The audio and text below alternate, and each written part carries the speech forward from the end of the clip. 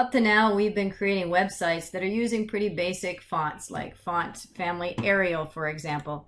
Arial is a pretty standard font, and we can feel pretty comfortable that anybody that's looking at our website will have Arial font on their computer. It's pretty standard. But what if we want to put something on our website that's not standard, that is cool and pretty, but not standard? So how do I ensure that everybody will be able to utilize my fancier font? Well, that's what we're going to work on in this video. There's other ways to do it. For example, you can store the font file on your own personal server, but let's utilize what's called a content delivery network. In other words, I'm going to use a resource that somebody else can provide me access to while the browser is rendering. I don't understand all that. All right, so let's figure this out. First of all, for my example, I have a basic web page with a H1 heading, and in my H1 heading, I have a font family of Arial. And it's not really that cool. So let's see what we can do to make it cool. So what I'm going to do is navigate over to fonts.google.com, Google Fonts. And what I'm proposing here is that we're going to utilize Google as our content deliverer. In other words, if I have access to Google's myriad of fonts, what I can do is link to those fonts so that if a user is viewing my web page, they will have access to my fancier font as long as they have access to the internet. Presumably they do, because they're on my website. And then the browser will go look at Google's server for the font file so that the browser will know how to render the new fancy font.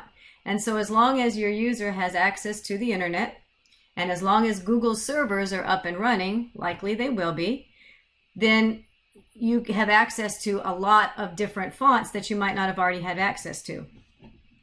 So let's see how that works. Lots of different fonts are available. I'm going to click on this categories tab and filter out some of these. Let's just look at a handwriting font, for example. So here's lots of different fonts that I can choose from to make my heading look a little bit cooler. And you can scroll through, there's lots of them. Now, obviously, these are not font files that everybody's going to have on their machines, but if I link to Google's font files, I guess that's how to word that, then I can actually use this particular font feeling comfortable that it's going to render on everybody's browser. So here's how it works. I'm going to choose this tangerine. That's pretty. See this plus sign here? This is the one I want to choose, so I'm going to click on that plus sign. And you should see a little pop-up that came down here at the bottom of the screen. So I'm ready to apply that font, and I click on that pop-up and I get some choices. So first of all, what you're going to see, there's two things we need to be aware of. You should recognize that there's a link, and so we're linking to an external style sheet. So here's our content delivery networks. The fact that we are utilizing a style sheet on someone else's server to access some of their resources for our website.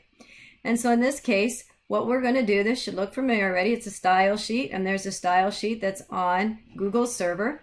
So I'm going to copy this style sheet link, Control C, and I'm going to put that on my web page. So that goes where we normally would put a style sheet onto my HTML page. I'll make that bigger in a minute.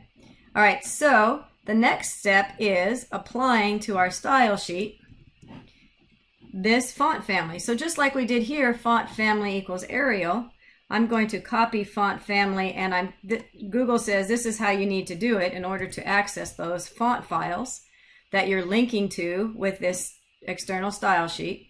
I'm going to minimize this now that I have it here so we can possibly see this whole thing. All right, and so now we're going to take out this one, Control V, and save that. So by virtue of the fact that I'm linking to Google's style sheet, Content Delivery Network, and I'm changing now my font family to my H1 to this new font family that I'm linking to, presumably, oops, that's not what I'm looking for. Oops, that's always a good thing to say in the middle of a video. Let's see, this one, there we go. So if I now come back here and I hit refresh, now I have access to that new font. So you can certainly use these in any of your web pages. But I wanted to use this as not only a cool thing to show you, but also an example of what a CDN or a content delivery network can provide us.